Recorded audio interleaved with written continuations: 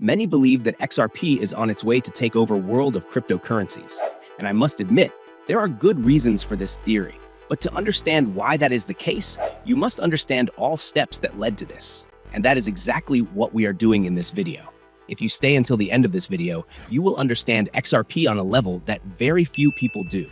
Thumbnail said the untold story of XRP, and you might think it was a clickbait, but you will realize it wasn't in very first topic. Many people know that Ripple, which is the company behind XRP, was founded in 2012. But what if I told you that Ripple's history dates back all the way to 2004, even before Bitcoin was created? Would you believe me? Let's find out. Back in 2004, long before the idea of Bitcoin even existed, a web developer named Ryan Fugger was working on a concept in Vancouver, Canada. His goal wasn't to create a global cryptocurrency. Instead, he wanted to build a system that allowed people to create their own credit and exchange value within their local communities. This project became known as RipplePay. It was a peer-to-peer payment platform that let people send assets to one another and track balances, like a shared ledger between trusted friends or neighbors. Now, keep in mind, this was way before blockchains became a thing. There was no mining, no tokens, and definitely no XRP. But what made RipplePay important was the idea behind it. It introduced the concept of a decentralized network for exchanging value, not relying on banks or big financial institutions, but on direct relationships. That idea, even though simple, planted the first seed of what would later evolve into the XRP ledger. This original version of Ripple was small and local, but it carried a big vision. And that vision attracted the attention of people who were thinking about building something bigger, something faster, something that could compete with Bitcoin itself. And that's exactly where we're heading next. Now that we know the founding idea, it is time to skip to 2011 and explore a period where XRP we know today was born. While RipplePay quietly existed as a small experimental platform, a new wave of cryptographic minds began thinking about how to solve some of Bitcoin's biggest limitations. Among them were David Schwartz, Jed McCaleb, and Arthur Brito. These three engineers had a different vision. They saw potential in blockchain technology, but they also saw flaws in Bitcoin's design, like its slow transaction speeds and heavy reliance on mining, which consumes enormous amounts of energy. They believed they could build something better. Instead of copying Bitcoin, they designed their own ledger from scratch. It would still use cryptography and decentralized consensus, but without the need for mining or proof of work. Their goal was to create a faster, more scalable, and energy-efficient digital asset. This new system would become the XRP Ledger, and it officially launched on June 2nd, 2012. From the start, the XRP Ledger was designed for speed and efficiency. Transactions could settle in just seconds, and the system could handle much higher traffic than Bitcoin or Ethereum at the time. But perhaps the most important part of this launch was the creation of its native digital currency, XRP. Unlike Bitcoin, which is mined over time, all 100 billion XRP tokens were created in one shot, or what's called pre-mined. Out of those 100 billion tokens, 20 billion were distributed among the three creators. The remaining 80 billion were handed over to a new company that would be formed shortly afterward, a company that would carry this technology to the world stage. But even at this early moment, there was controversy. Some in the crypto world were uncomfortable with so much XRP being held by founders and one central entity. Still, the XRP ledger was live, functional, and incredibly advanced compared to its peers. This was no longer a community IOU network. It was now a fully operational blockchain designed for enterprise-level use. And while it may have started quietly, the XRP Ledger was about to become one of the most talked-about platforms in crypto history. Before we move on, if you like the value you're getting, please consider subscribing. At Bitcoin Academy, we try our best to bring complete beginners to a world of cryptocurrencies. We don't do price predictions and hyped trending videos. We only focus on education, and hopefully you see it. All right, getting back to video. After the XRP Ledger was successfully launched, the next logical step was to build a company around it. And that's exactly what happened in 2012 when OpenCoin was founded. This company would later be rebranded to the name we all know today, Ripple Labs. It was co-founded by Chris Larsen and Jed McCaleb, two individuals who played major roles in shaping the company's early direction. Chris Larsen came from a background in finance and fintech, while McCaleb was already known for his role in creating the file-sharing platform eDonkey, and later the crypto exchange MTGOX. The goal of Ripple Labs was very different from the rest of the crypto space at the time. While Bitcoin was focusing on decentralization and avoiding banks altogether, Ripple took the opposite route. They wanted to work with financial institutions. Their mission was to modernize and improve the infrastructure that global payments depend on, especially cross-border transactions, which are notoriously slow and expensive. And instead of replacing the system, Ripple aimed to upgrade it from the inside out, using the speed and efficiency of the XRP ledger. One of Ripple's early strategic decisions was to hold the majority of XRP supply. As we mentioned earlier, 80 billion XRP tokens were handed over to the company after the ledger was launched. This reserve would later become a powerful tool, giving Ripple the ability to fund development, attract partners, and grow its ecosystem. Of course, this also brought heavy criticism from those who believed that such large holdings gave the company too much influence over a supposedly decentralized cryptocurrency. Still, Ripple Labs got to work fast. With the XRP ledger as its foundation and XRP as its native asset, the company began building products aimed at solving real-world financial problems. Their first target was the outdated messaging systems used by banks for international transfers called SWIFT.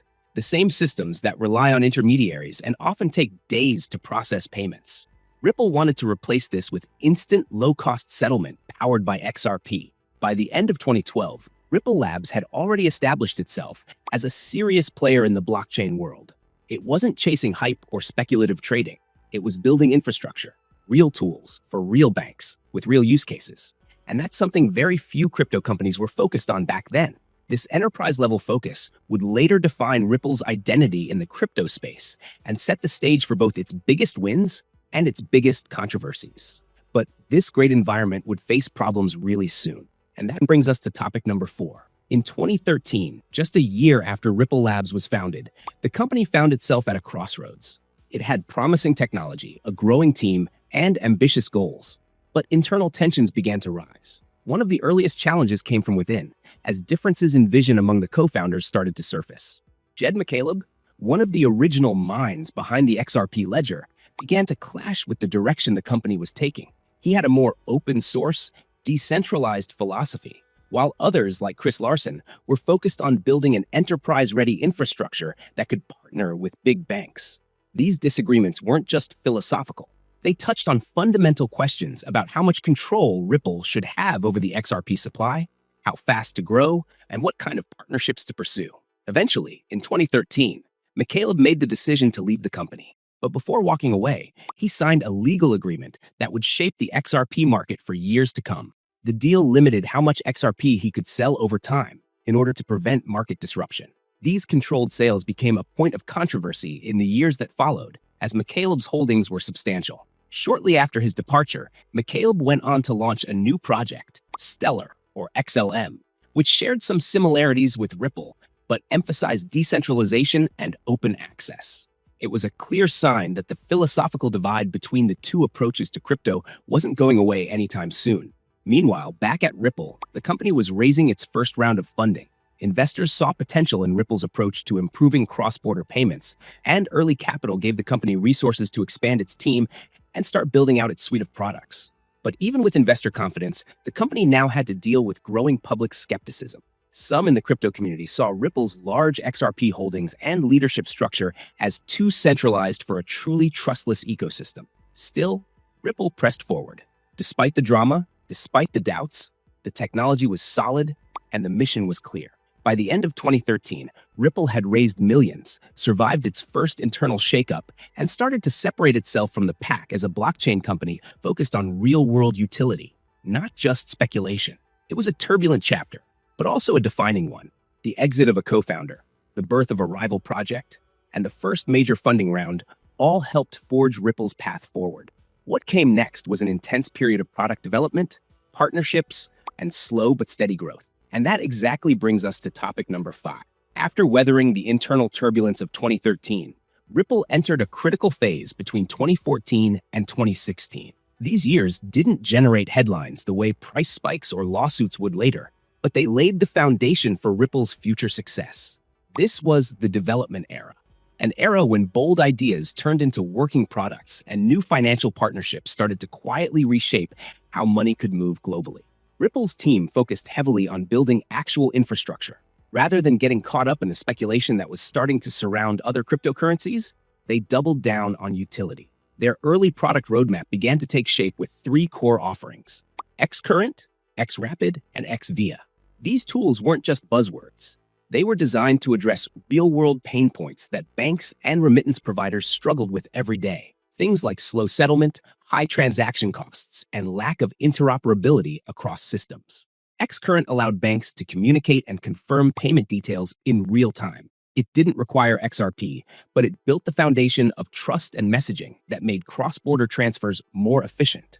Then came XRapid, which did use XRP as a bridge currency to settle transactions instantly with minimal cost. Finally, XVIA aimed to connect various payment networks, allowing businesses to plug into RippleNet easily and send money globally without needing separate integrations for each destination. But products are only as useful as the partners who use them. And this is where Ripple started gaining momentum.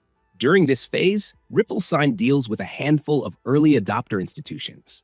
Banks like Fidor in Germany, Cross River in the United States, and financial service companies like Earthport began testing or implementing Ripple's technology. These weren't just experiments. They were real signs that Ripple's approach could find a home in the traditional financial system. These early partnerships helped Ripple build credibility. It wasn't just a crypto startup anymore. It was a financial technology company actively working with banks to improve settlement infrastructure.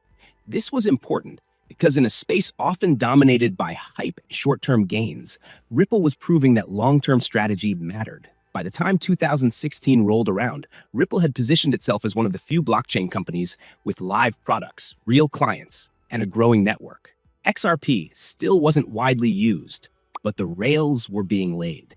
The next time the crypto market exploded, Ripple would be ready, not just with a vision, but with a working system that had already been years in the making. And that boom would happen sooner than anyone expected. Which brings us to topic number 6. As 2017 began, the cryptocurrency world was starting to catch fire, and Ripple was in a perfect position to take advantage of it. Years of quiet development, strategic partnerships, and infrastructure building were about to pay off. While many coins surged during this period due to hype alone, XRP's rise came with real momentum behind it. Ripple's business model was maturing, and its technology was being tested in live financial environments. This wasn't just a lucky pump. This was years of planning coming into focus at just the right time. At the core of Ripple's surge was RippleNet, a network of banks and financial institutions that could communicate and settle payments using Ripple's suite of products. By early 2017, dozens of pilot programs were underway. Banks and remittance providers were no longer just kicking the tires. They were running tests, executing transactions, and proving that Ripple's technology worked in the real world. And as more institutions joined, confidence in Ripple's long-term potential grew. But what truly captured the public's attention was XRP. At the start of 2017, it was trading for less than a penny. Within months, that changed dramatically. As the broader crypto market soared, XRP followed, reaching a peak of $3.84 by early January 2018. It was one of the most explosive price moves in crypto history, and it catapulted XRP into the spotlight. For a brief moment, XRP overtook Ethereum in market cap, making it the second largest cryptocurrency in the world, right behind Bitcoin. No other coin besides XRP has ever done that. See, I told you this wasn't a clickbait, and I believe it deserves a like. Getting back to topic, while much of the crypto world was chasing promises and white papers, Ripple stood out for offering something more concrete. The company wasn't just promoting ideas, it had real clients, running real pilots, using real infrastructure. That distinction earned it attention from both investors and the financial sector. But the rise wasn't without its critics. Some people questioned the connection between Ripple Company and XRP, the asset. After all, Ripple could sell software to banks without requiring them to use XRP. So the question emerged, was XRP's price justified by utility, or was it just riding the wave of speculation like everything else in the bull market? Despite these concerns, the results were undeniable. By the end of 2017, Ripple had positioned itself as a major player, not just in the crypto world, but in the global conversation about the future of finance. It had working products, high-profile partners, and one of the most valuable digital assets on the market. This meteoric rise brought new opportunities, but it also brought new scrutiny. And as the dust settled from the crypto boom, Ripple found itself facing a much tougher environment in the years ahead. 2018 was the year that forced Ripple and XRP to prove whether they could survive outside the excitement of a bull market. After reaching a historic peak, the price of XRP began to fall sharply, not because the project failed, but because the entire crypto market was correcting. This was the moment when hype alone no longer carried value. Every blockchain project suddenly faced the same brutal question: do they have real-world staying power? For Ripple, the answer was to keep building. While the price of XRP dropped along with the broader market, Ripple continued expanding its international footprint. Instead of chasing headlines, the company focused on growth behind the scenes. One of the key developments was the official launch of XRapid, a liquidity solution that used XRP to bridge currencies in real-time cross-border payments. XRapid had been in testing for years, but in 2018, it began moving into commercial use. This was a big deal because it brought utility to XRP itself. Ripple wasn't just offering blockchain software. It was building a product that relied on the token to deliver speed and cost savings. For all the skepticism about XRP's purpose, this was clear progress toward integrating it into real financial workflows. But that didn't mean everyone was on board. Criticism began to intensify. One of the biggest concerns was Ripple's massive XRP holdings. With billions of tokens held in escrow and released on a monthly basis, some in the crypto community believed Ripple had too much control over the token's supply. That control, they argued, made XRP less decentralized than it should be. Others pointed to the fact that banks using RippleNet weren't necessarily using XRP, which raised questions about the long-term demand for the asset. Despite the noise, Ripple continued signing deals. It opened new offices in regions like the Middle East and Asia, secured high-profile partnerships, and kept onboarding clients to RippleNet. This global expansion helped the company maintain relevance even as many crypto projects faded into obscurity during the bear market. By the end of 2018, XRP remained one of the top cryptocurrencies by market cap. It had lost much of its price momentum, but its underlying business was growing. Ripple's focus on enterprise use and real-world utility had helped it weather the storm, even if trust in its decentralization and long-term model continued to be debated. This year marked a turning point. The hype of 2017 was gone, but Ripple was still standing. And let me congratulate you for making it past half of today's video, and encourage you to stay until the end. Knowledge is something that gives you complete edge over others in world of cryptocurrencies. And once again, let me say that by staying until the end, you will know more than 99% of people. All right, without wasting any more time, let's dive into topic number 8. 2019 began with cautious optimism. The crypto winter had cooled off speculation. But for Ripple, the groundwork laid in previous years was beginning to show results. One of the biggest developments at the start of this phase was how Ripple chose to manage its XRP supply. With so many concerns about centralization, Ripple made a move to build trust by locking up 55 billion XRP in escrow. This wasn't a one-time decision. The company implemented a system where 1 billion tokens would be released each month, ensuring a predictable and transparent schedule. The idea was simple: limit market surprises and assure partners that XRP supply wouldn't suddenly flood the market. But that wasn't the only significant move. Ripple's global partnerships began expanding fast.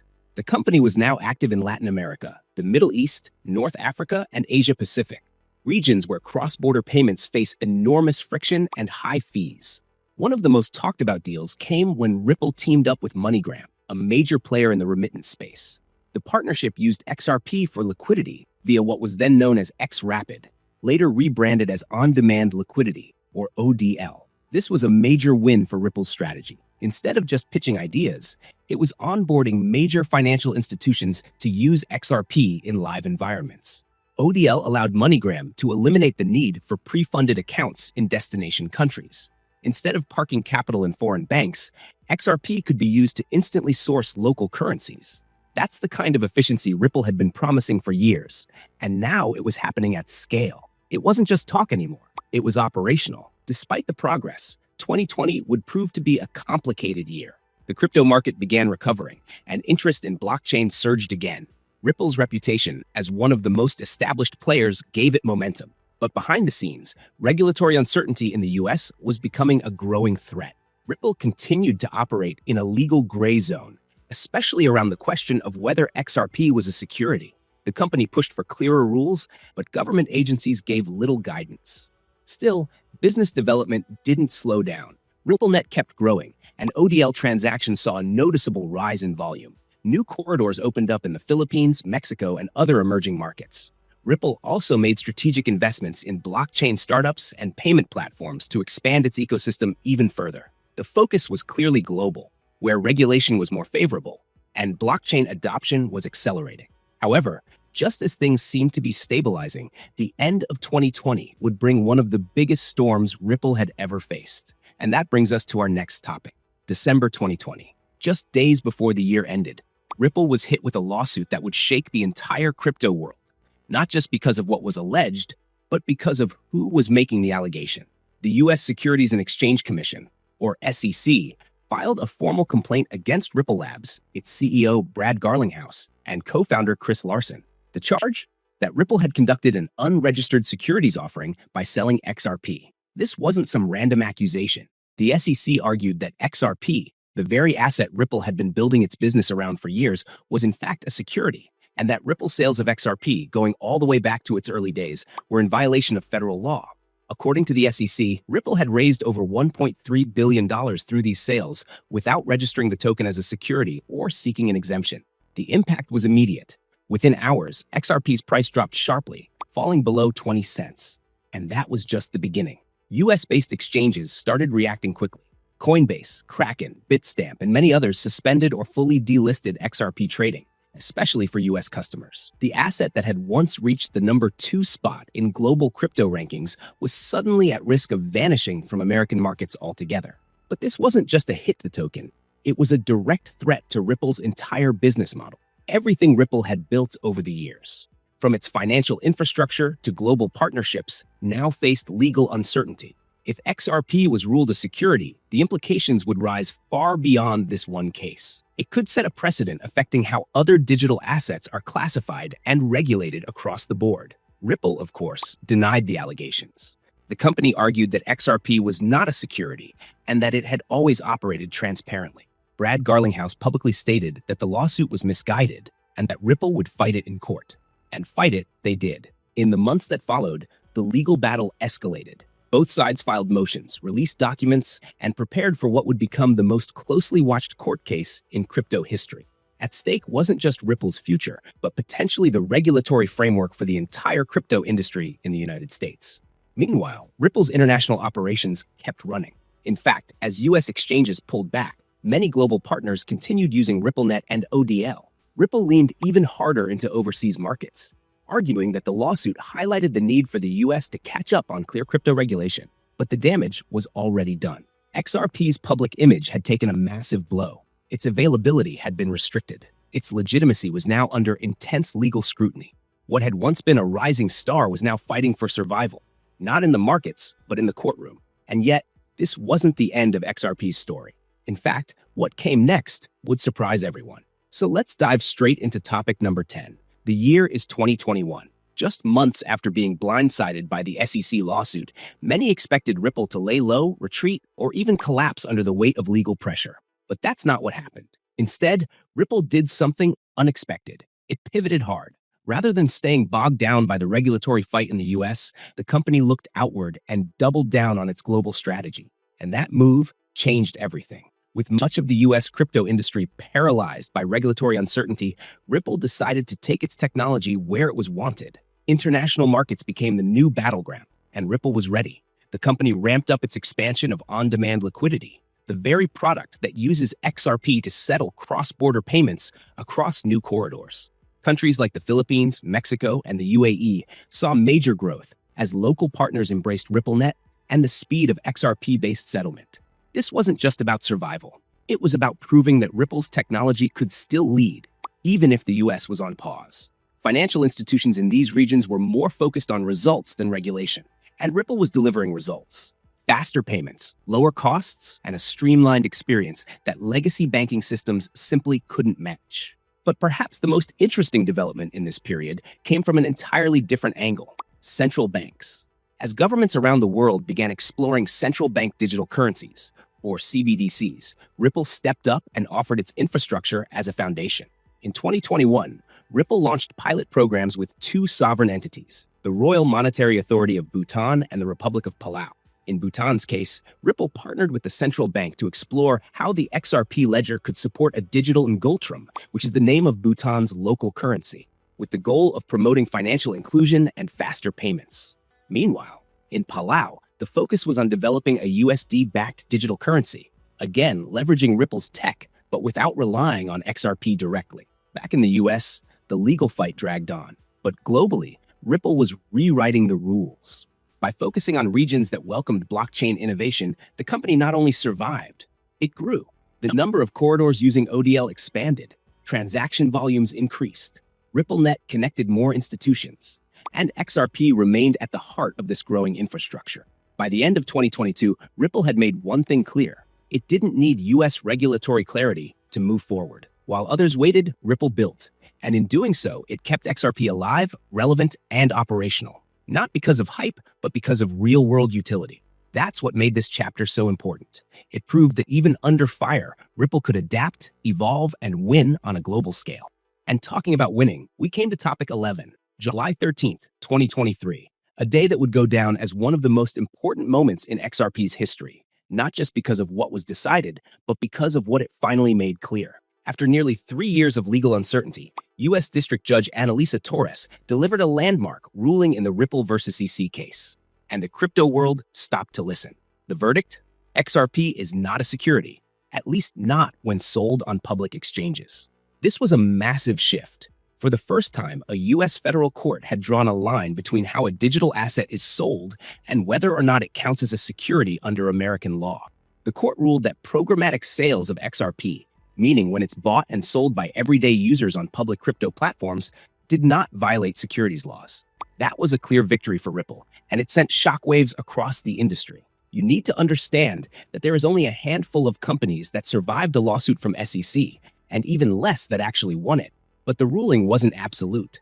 Judge Torres also found that XRP can be considered a security when sold directly to institutional investors under certain conditions. So the result wasn't a clean win across the board, but it was enough to restore momentum to Ripple, and more importantly, confidence in XRP's future. And the market responded immediately. Within hours of the decision, XRP's price exploded, jumping more than 70% in a single day. That's not just a rebound, that's a statement. As exchanges that had once distanced themselves from the token started reversing course.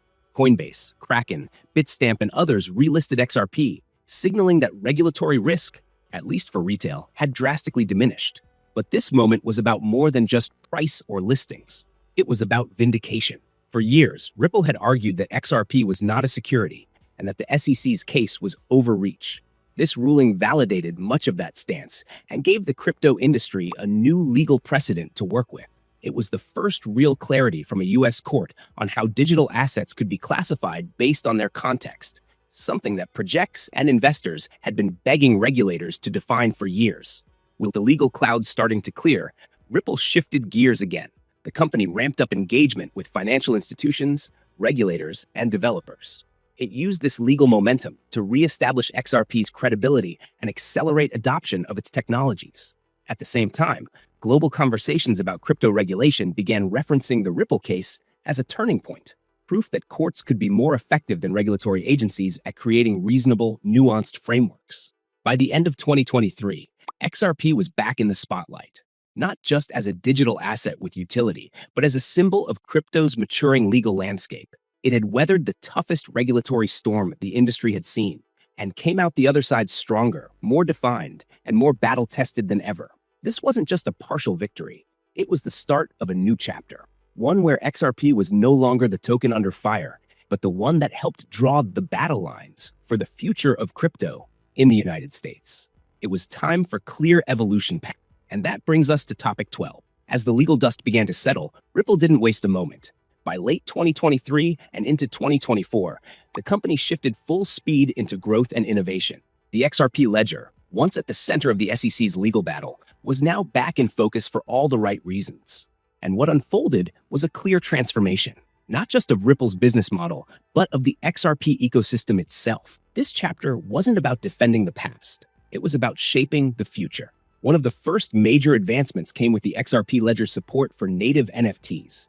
After years of watching Ethereum dominate the NFT space, despite its high fees and slow speeds, developers on the XRPL began rolling out functionality that allowed users to mint, trade, and interact with NFTs directly on the ledger. No smart contract workarounds, no external dependencies, just fast, efficient, native NFT capabilities baked into the core protocol. This was a significant move, not just technically, but symbolically. It proved that XRP wasn't stuck in its payments-only box. It could evolve and compete in emerging sectors like digital ownership, art, and tokenized assets. But it didn't stop there. The XRP Ledger also introduced sidechain support. This allowed developers to experiment with new features, applications, and use cases, all without compromising the main network's performance or security. Think of it like adding extra lanes to a highway without disrupting the traffic flow. These sidechains enabled use cases ranging from DeFi applications to regulated asset issuance, giving the XRPL a flexibility it never had before. And then came hooks, lightweight smart contract-like functions being developed for the XRP Ledger. This was perhaps the most anticipated innovation. While not as complex as Ethereum's smart contracts, hooks allowed developers to add logic directly to XRPL accounts, opening the door to automated payments, on-ledger voting, and countless other use cases. In other words, the XRP Ledger wasn't just evolving, it was becoming programmable. These upgrades didn't happen in a vacuum. Behind the scenes, Ripple was pushing adoption harder than ever. By early 2024, its on-demand liquidity, or ODL, was being used across more than 40 global corridors. That means real payments, moving in real time across dozens of countries, powered by XRP. At the same time, Ripple expanded its grant programs and developer outreach. The XRPL Grants Initiative, along with partnerships in the DeFi and NFT sectors, helped grow a thriving community of builders. Independent developers, startups, and even financial institutions were now engaging with the XRP Ledger, not just because of Ripple, but because of what the technology itself could do. And we finally made it to present time.